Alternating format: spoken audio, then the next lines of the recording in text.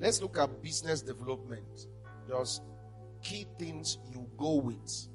And we'll take off in the morning section and the evening section tomorrow. That will now begin to wind down. Like I said, that this is a prelude to a Destiny Business College, where we trust God to be able to navigate the young people. When I talk about the young people, I'm not just talking about youth. So that we want to raise a team of men and women, like I said yesterday, that the coming of Christ will be preceded by the coming of the Antichrist. And the only way the church will be ready is by creating alternative systems. So that if peradventure they say now that you cannot access this because you don't have this, we can have our own system where our people can access. So it's time to leave religion. Let's think kingdom. Kingdom. So if your essence of coming to business summit is just to have money and live well, sorry, you will not have that kind of prosperity you are thinking. Because in the kingdom, the blessing of God that is sufficient for yourself is nothing to compare to what God intends. Because He said, I will bless you and make you a blessing. So what only you can eat and what others needs to feed on cannot be compared. It's not the same. So until you begin to receive a vision of stewardship and not ownership, kingdom wealth can never come into your hand. Let me repeat what I just said. Until your vision of business captures stewardship. The concept of stewardship is that I'm not the owner. I'm a privileged custodian of this dimension and I can distribute. Paul talking about it. He said, charge them who are rich in this world not to trust on the necessity of riches, but the true God who has given you all things to freely enjoy. That's level 1. He said that they may be what? Rich in what? Good works. That's second level. So when he was telling Abraham, he said, I'll bless you, make you a blessing. Through you, nations shall be blessed. So if your vision of business and wealth only settles with you, my wife and my family, sorry, this summit is not for you. So there are 4 arms of business development. I will mention it, then I will leave the way. If you are going to develop a business, there are 4 key things you need. I'm trying to compress so many things to very practical things you can think of. The first is value creation. Value creation. What is the people coming to obtain from you as either good or service? What we trade in business is value, not commodity. I made it clear yesterday. What we trade in business is value. Value. Value. Value. When you trade value, people will come again. But when you trade commodity, they can always get commodity anywhere. Please, are you following me? I have never bought a shoe in Nnewi. Never. But there are those who do business of shoe here.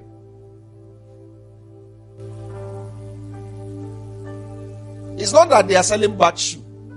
Are you understanding me? The point I'm telling you, there is plurality of options. That you are producing, that you are selling Indomie in your compound does not mean your neighbor should patronize you. They can order a pack from Jumia and go to delivery this thing and collect it and go to the house. I say, bros, but I'm selling this thing. I say, next time. The point I'm trying to say is until you stop seeing that you are selling commodity to start seeing that you are selling value, that you are giving more than commodity. That is why even in the practice of medicine, sometimes it's not about the prescription that the patients can. It's how you receive them. The quietness of listening to them is contributing value. Why you pay more in Mr. Biggs from Mamozi and all those other small bookers is value.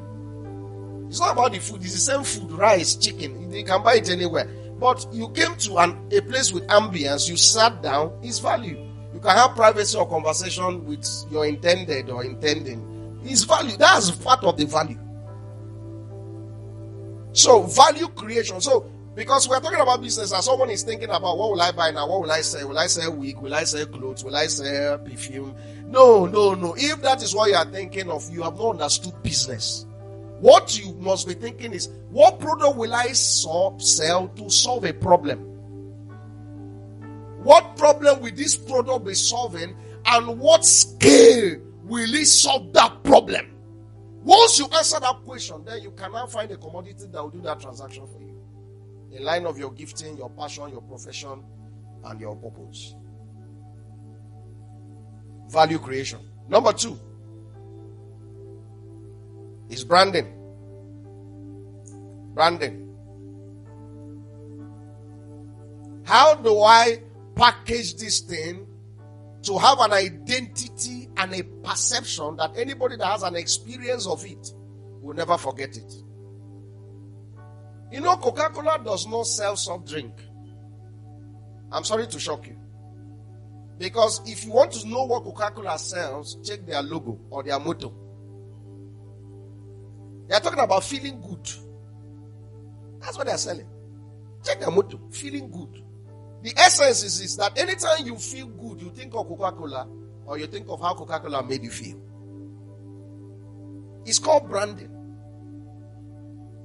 So branding goes beyond brand identity. There are different sections of branding. There is brand identity, there is brand experience, there is brand perception, a whole lot of them. So if we have time tomorrow when we look at business structure, we'll touch a couple of them. But I'm trying to lay certain foundations for your mind, for those of you who are say conceptualizing. Those who already have a business, you need to go and revisit. If I ask a question, how do people see your business? Don't ask yourself how you see your business. If you want to know how people see your business, ask others. Branding. What will this business be known for? And how will people see it? And when people experience it, what will they speak of it? That is branding. Branding goes beyond logo, name, font size, all those things. No, branding goes beyond it. It's about what people perceive of that product. You want to start a Zobo business, you're already thinking of how to print flyer, throw it in the internet and all that. You'll be shocked that you finish that nobody will buy it. But first of all, produce it, let your neighbors taste it, let your friend taste it. Those that can criticize you and still encourage you by buying again. And by the time they have finished it and say, no, take it out, then you are 20% ready. Because a stranger that will come and buy because you publicized and marketed it, if he tests it and the experience does not agree with your promise, the Zobo that changes your life. That's your brand, your motto language. That's what everybody identifies. You see, that Zobo that they say that changes your life, and they now test it, your life did not change. You have hired a demarketer. So branding goes beyond the product you are selling, the name, your address, is how will this product be known? The third pillar is structures and systems. Structures and systems. So there are a couple of systems you have to set up: accounting system, sales system, marketing system, reporting system, human resource management system. You have to have these systems. I'm thinking about if you are thinking far. If you are thinking far. You may not have all of them at the beginning, but start.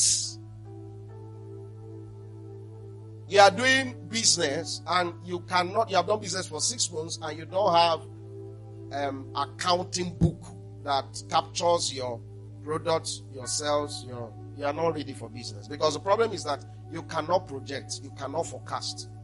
Because the accounting system for a startup is different from an accounting system for someone that wants to scale his business. Someone that wants to scale up will need to go back and look at your record for 6 months and can project.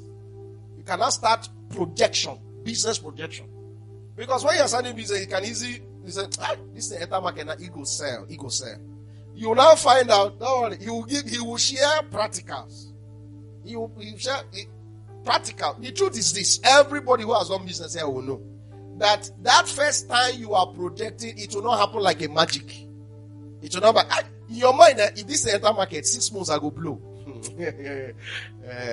6 months you are still trying to get your feet. sometimes 1 year, sometimes 2 months. But the truth is this: if you understand this, you can actually say, in 3 months I have done this. Then you cannot ask yourself, why did I make 50,000 naira profit in 3 months? What was it that made a difference? So that you know where your strength is, where your weakness is. You can now project, you can correct. If you don't have it, that is what structures do. Who is the most effective person in my team? Even if you are the sole proprietress of that business, you are the one, but there is a chain of distribution. Maybe you have someone you buy from, and all that. You now know who among my suppliers, who is top notch, whose product is quality, who is this. You can now predict, where am I suffering much? Where, if you don't have those things, you don't have a structure. You are like a man that is trying to, there was a man that wanted to build a house. So Omona had a meeting. So, God, you are in military, they are paying you well. Build house now, so that if you retire, we'll have something. He said, fine. He said, yeah. So he gathered some money. Guess what he went to buy first? He went and bought bundles of zinc. Bundles, roofing sheets, bundles. So when the car came and was dropping, they asked him, what is it? He said, it's for the house now. Excuse me, you want to build the house? Is it zinc you buy first? You go and meet an architect, develop. There was no plan, but he went and bought zinc. You want to start business, there is no structure. No. The last aspect of business is management. So managing all these aspects of systems you have created. Once you move into the level of business management, managing human resource, managing financial resource, managing all these things, you are gradually transiting from a sole proprietor, an owner of a small business, to a man that is moving to big business. Because it is the capacity to manage that will tell you, I need to get 3 more staff so that I can have more time to diversify. If you don't have business management, you just be running in, out. But with management, you can be able to say, I need 3 staff now so that I can go out, see what other people are doing. I can expand this particular aspect of a business I've been burning in my heart. I think that will scale up what I'm already doing. If you are not having effective management, how will you now have time to run when you are the one still handling everything? No. So you need management. Management of your capital, management of your physical resource, equipment, tools, whatever machine you're using to produce what you're producing, or your human resource, or whatever other systems that we're going to look at. I close with this: value creation. If you are going to create value in business, there are 2 things you must consider. And I leave you. 2 things, very important things. 2 of them. Like I said, we build businesses on visions. So if you are building business on vision, the question is, how long will this thing last? If you think about it, then you answer the question, what kind of business am I going to do? Now, there are generally 2 classifications or broad classifications of businesses. Not kinds, but types. There is what is called B2B and there is B2C. I will explain them. B2B means business to business. That is to say, you are into production. Like he is into production. So if he produces, he will be selling to another business person. Are you getting what I'm saying? He may also choose to sell to an end user. But B2B businesses are those. For example, you know all the airlines, Air Peace, British Airways, US Airways, and all that. But you don't know who produces the jet they use. It's Boeing 747. Boeing company. So they create different engines. So anytime a plane has engine issues, nobody talks about Boeing. They talk about the airline. Are you getting what I'm saying? Yes. So for business to business, the big group of people, business to business, the emphasis of that type of business is quality. Is quality. Is quality. If you are mass producing hair, and female products and all the accessories, and you are selling to other businesses that sell, your key focus is not relevance, it's quality. Even if you are going to consider relevance, you find out where is this business going to the next 10 years, find what is it, and produce what is quality. Because other people are going to be patronizing you. But if you are doing B2C business, from you're a businessman that sells to consumers, your emphasis is that you must sell things that are relevant. I'll throw more light on them and give you a couple of illustrations tomorrow. But the second aspect of business you must consider so strong is the kind of value you are going to give. So whether you are going to offer products or services, whatever you are offering must have three kind of values. Think about them. Whether you are selling products, you are selling soap, you are selling provision, you are selling motor parts, you are selling engine, you are selling drugs as a pharmacist, or you have a pharmaceutical shop, whatever you are selling. Please, are you with me? Whatever you are selling, or you are offering services, you do laundry services, you do repair services, you do, different services, confectionaries, event planning, whatever service you offer. All of them must speak three forms of value. Please write this thing down. I hope we have time to deal with it, or maybe we'll talk about it in the school. Anytime you are offering, thinking of, let someone use this thing that has my brand or is associated with me, answer these three questions. You will have them come back again and again. Ask yourself, number one, that product, that service, can it offer to this customer? Number one, does it have a functional value? What do I mean functional value? If I tell you this phone has this camera quality, when a person checks it, does it have that camera quality? If I tell you that this product will do this for you, will it actually do that for you? Please, are you with me? Hello, are you with me? Hello, are you with me? Now, shockingly, I think this afternoon or so, it just occurred to me that this tablet I'm using, Samsung tablet, I have used it for, it's getting to 6 years. But there was another one I bought at the same time for my wife. That one has gone to be with the manufacturer. No, he didn't go to be with the Lord. He went to be with the manufacturer. But this one is still alive. It means whatever the brand Samsung promised, they have delivered for me. Are you getting what I'm saying? The problem is called functional value. If I tell you this shoe is an Italian shoe, when you hear it, you should expect it should last. Then when it does not last, that product did not capture functional value.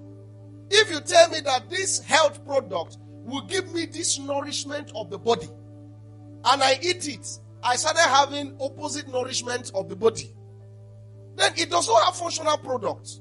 As long as you, that is the producer or marketer or seller, in your mind you have said the product, but the person that received it has been scammed. When we come to marketing, you will see the implications of these three things. Ask yourself a question. That's why most times the best way to advertise a product you are marketing is use it yourself. Use it yourself. Use it yourself.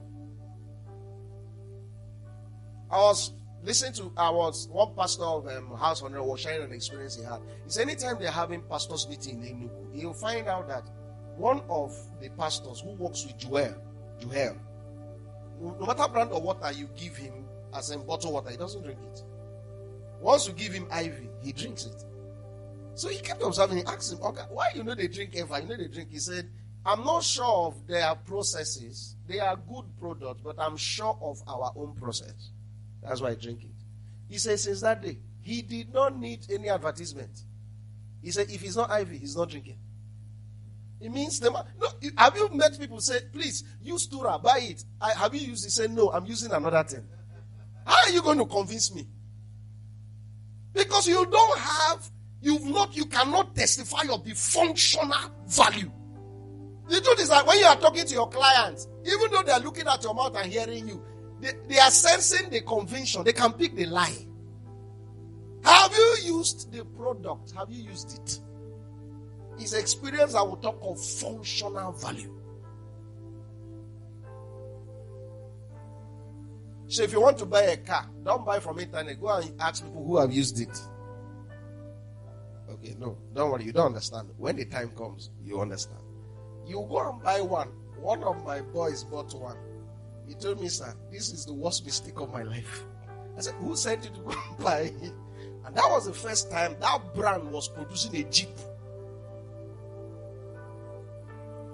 That was the first time, as in that particular car. I won't say more than this. I guess he's even online listening to us. He went and bought it. I asked him, this car you bought now, have you ever seen them producing Jeep in the past? Say no. You just saw it. Say it's fine. Yes, you bought it. Functional value. Number 2, economic value. Economic value. If I have, let me give an example, Apple tablet, Samsung tablet, Ching Ching Chong tablet, 3 different. And I tell you Apple tablet is 350,000, Samsung is 120,000, and Ching Chong is 45,000. If I buy Ching Chong 35,000 and buy Apple 300-something thousand, and Ching Chong is better in function, in diversity than Apple. The 2 products, Apple does not have economic value. It may be expensive, but it does not have economic value. That is that thing they say that you got value for your money. That's what we're talking about, economic value.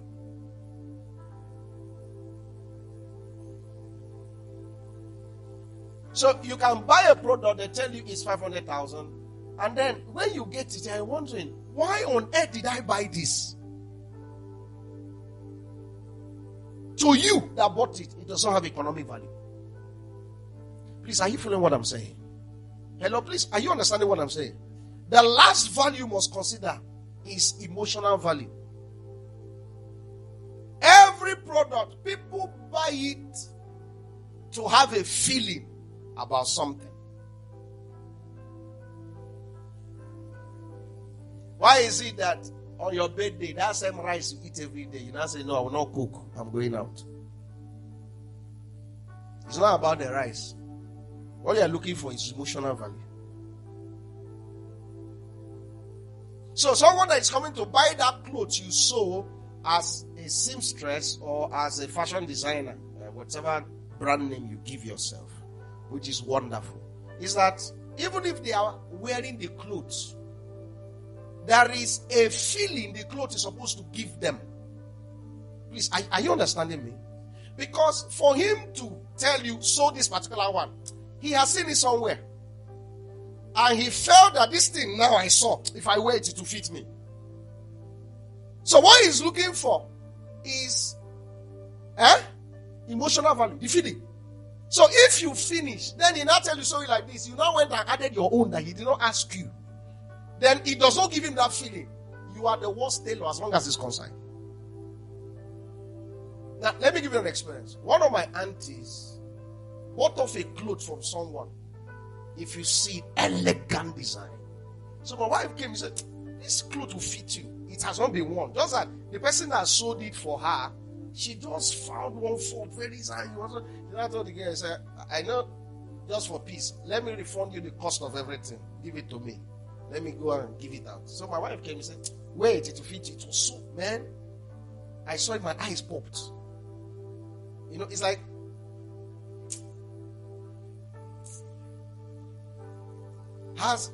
for those who are married, if your wife wears something and you now saw a dimension of beauty that you did not see before, that was what I saw. All of you that is answering, are you married? That was what I saw. My mouth Jaw dropped.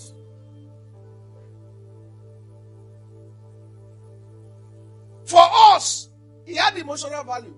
But the person that was making trouble, that she had to settle the person for peace to reign, did not see any emotional value. So that will make you understand why you need customer services. To check out, did you enjoy our services? Is there any way you think we shall improve or we can improve? Please, would like to get a feedback from you. Those questions is geared towards, now, because like for those who are into hospitality businesses, lodging facilities, confectionaries and all that, anybody that has encounter with you should have both encounter and experience. Welcome experience, staying experience, departure experience. So if someone is coming to use your facility, maybe you are running a retreat center. I will say, there is one retreat center. I said, I will have to find another one. Anytime I go there, when I'm brethren, sure, the thing is, if you collect the key, you are left to the Lord. You go with your own sheet. You go with bike, you know where I'm talking about. You go with everything. Sometimes you even come and take broom and sweep the room yourself. If water speak, you collect mop. If you miss the cleaner in the morning, you shall wait till the next morning. They need to have business orientation because they are located strategically, but they are losing clients. So sometimes people go there because they have no choice. The burden of the Lord is too much on them. They will not say, okay, sweeping the floor is a carnal thing. Lord, I need you. But let them get a better place where they come and check in. When are you coming in? As you are coming in the welcome lobby, everywhere is where said there is this Domoen song playing. The place is cool. You come in there. You are already praying this week. Please, can I have my room? That's called welcome experience. Then while you are seated there, they are asking you, please, do you have any need? Can we supply? This is the content of a laundry guy. This is available for you. That's thing is, if you are living, you'll be calling your friend, bros, when they go to the next retreat. The way I'm looking at your life, you have lost your fire. Come, there is a place you should come. Come and have it. And they are telling you, when you are about to go, what is your mode? We have a taxi services that will be available to drop you off anywhere you want. Are you thinking? I'm giving you things. There is emotional value for every transaction. Ask these 3 questions if you want to have customer loyalty. So before, if I buy a product, they ask me of my number. I don't give them. Now I give. You know why I give? I give because in my experience, they don't call back. They don't call back. Some of them, they collect your email. When they collect your email, you know what they send you? The next event. The next product. Nobody asks you the last one you used. How was it? Now, the truth is this. We have to think beyond. I'm telling you, if believers are going to create things that are going to compete globally and in the secular market. You know, because the teachings of Christ, the beatitudes, the fruits of the Holy Spirit should prepare us to be more compassionate and humane in the marketplace. If not, the new capitalism in the marketplace, is who has the business, who the state of the clients. It's not just make the profit. You won't know when that thing will enter you. Think about this, and God will bless you. So whatever product, services you want to render, and it's coming in your heart as a startup, or there is one you're already offering, ask yourself, this product, does it answer this? Does it give this 3 value? So you're a photographer, you finish snapping. Then, you do know what some people do? They finish snapping and they print and give you. Someone that is smart will tell you, which one will you like? He will send you. Say, choose the one I'll print for you. The person that did my wedding this thing now, when we got married, what he did was, he finished. He did not tell me it was part of his package. He finished video, everything put together. Then when he was giving me the album collections and all that, the funny thing, my wedding video, man of God, I have not watched it today.